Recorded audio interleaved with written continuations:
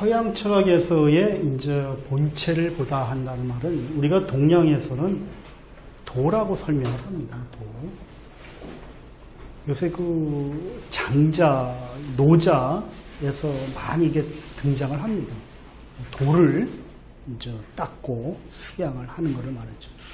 즉 사람이 이러한 제일 궁극적인 자기 개발은 자기가 가지고 있는 내면에 잠재하고 있는 것을 찾는 겁니다. 그 여정을 찾아가는 거죠. 플라톤은 소크라테스의 제자죠. 소크라테스가 들고 나오면서 하는 말이 뭐죠? 너 자신을 알라는 겁니다. 그 너 자신이 뭐냐면은 플라톤이 이야기하는 이 이데아를 찾는 겁니다.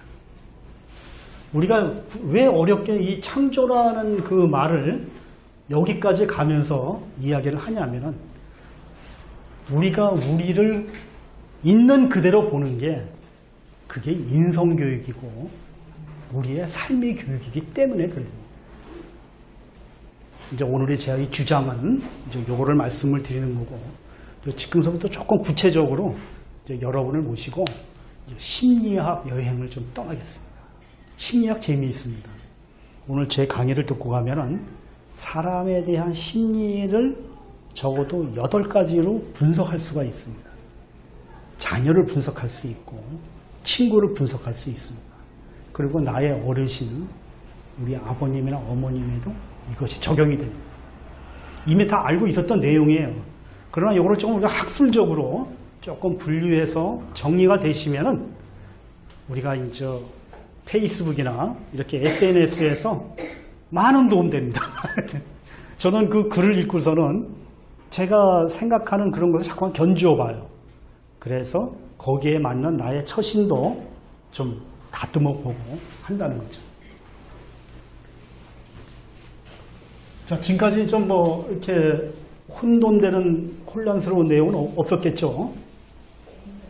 재밌어요? 자, 너 자신을 알라는 말은 참 그 소크라테스의 참 명언 중에 명언입니다. 지금 우리도 한평생 내가 누구며 나는 왜 살아야 되는가를 계속 묻습니다.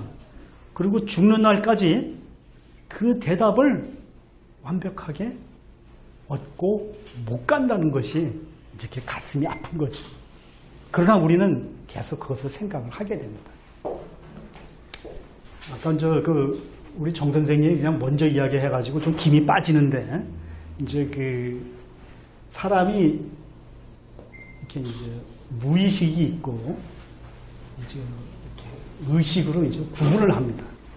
이것이 구분을 조금 과학적으로 된 거는 19세기입니다. 누구로부터? 아주 유명한 그 학자가 있죠. 우리 그 정신분석학의 프로이드에서부터 시작을 합니다. 오스트리아 출생이죠. 1950년 정도에 태어나셨을 거예요. 이분이 쓴 이제 이 내용을 가지고 그 이후로 많이 나타났습니다. 뭐 프로이드, 융, 그 다음에 뭐 그 에릭 프롬, 그 다음에 머슬로, 한 뭐 기라성 같은 사람들이 나오죠. 근데 신기한 게 다 독일 사람들이 많다는 거예요. 이 독일 사람들. 이 그 프로이드도 마찬가지고, 이제 뭐 요새 그 일본하고 뭐 우리가 이제 그런 이야기 좀 많이 하지만은 이 독일의 민족이에요. 원래는 그 아리안족이었거든요. 아리안족이 내려와가지고 그 북부 유럽에 그 말 타는 민족이고, 그 다음에 머리가 좋아서 이 칼을 먼저 쓸 줄 알았답니다. 철기시대가 먼저 왔고, 그 다음에 체격이 건장했대요. 그러니까 이 환경의 변화가 있었는지 쭉 밑으로 타고 내려옵니다. 그래서 이제 그 셈족, 이스라엘 민족이 셈족들이거든요. 아브라함의 거기를 점령하죠. 또 하나는 어디를 점령하냐면은 그 로마 그 그리스를 점령합니다. 그러니까 사실은 유럽의 문화는 아리안족에서부터 되었다는 거고, 그 아리안족의 하나의 중간적 형태가 게르만 민족입니다. 이제 나중에 이제 그 책 읽어보시면은 왜 나치의 히틀러가 유대인들을 그렇게 이제 600만 명을 죽였다 그래요. 그거 얼마나, 그건 뭐 도륙이죠, 도륙. 그러한 사건이 벌어지는지 이제 그런 것을 이제 보면 알게 됩니다. 근데 거기에 상당히 문제가 됐던 게 이런 철학적 배경도 있다는 거예요. 자, 우리에게는 이제 무의식과 의식이 이렇게 이제 나눠집니다. 이건 옛날서부터 우리가 알았어요. 플라톤도 그렇고 소크라테스도 이 무의식이라는 게 있다. 그래서 너 자신을 알라고 이제 계속 주장을 하고 이 안에 이제 이데아가 있다고 이제 그러는 거죠. 근데 이제 19세기 넘어와서 이 정신분석학자라든가 심리학자가 이것을 조금 더 구체적으로 구분을 합니다. 그래서 무의식에 찾아보니까 무의식에는 이 본능이라는 부분이 있고 감정이라는 부분이 있고 이 정서라는 세 가지 영역으로 나누어지는구나 하고 이제 학문적으로 발견을 합니다. 학문적으로. 우리가 이 과학적이나 학문적이라는 것은 그냥 뭐 자기의 그냥 단순한 주장이 아닙니다. 공인을 받아야 돼요. 적어도 이론이 있어야 되고 그 다음에 재현이 가능해야 됩니다.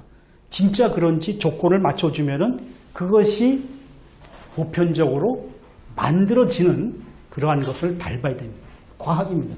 본능, 감정, 정서 이렇게 구분이 됩니다. 자, 의식. 이제 의식은 이제 이게 참 그 어려운 문제인데 이제 의식은 우리가 19세기의 표현으로 이야기하면 지금은 요거는 이제 19세기에서부터는 이제 이런 식으로 표현이 돼요. 본능, 감정, 정서. 의식에서는 뭐로 표현이 되냐면은 자아, 초자. 자아는 이성이라고 그럽니다.